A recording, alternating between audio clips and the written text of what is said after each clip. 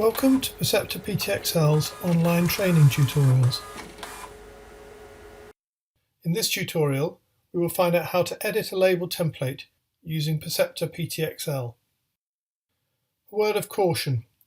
By design, changes made in Edit Label do not carry over to existing batches which use this label template, so you will need to create a new batch to adopt this edited label design.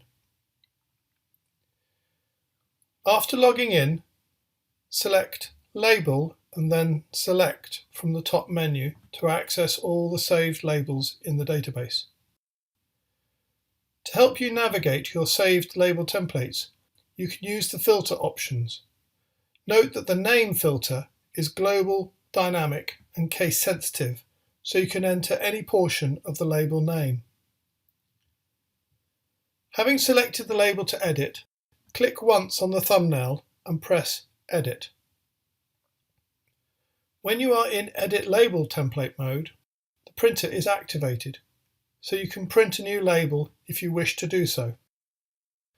This can be useful if the positions of any of the fields change. To do this, print your modified label from your chosen label design and print software, and then press the Get Image button. Regardless of whether you print a new image or not, you can edit the label as if you were creating a new one.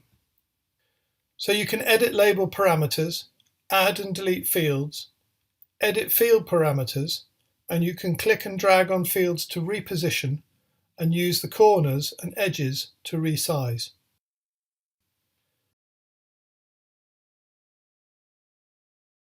Finally, decide whether you want to change the label name or name it something completely different. Once you are happy with the changes made, press the Update button to commit the edited label to the database.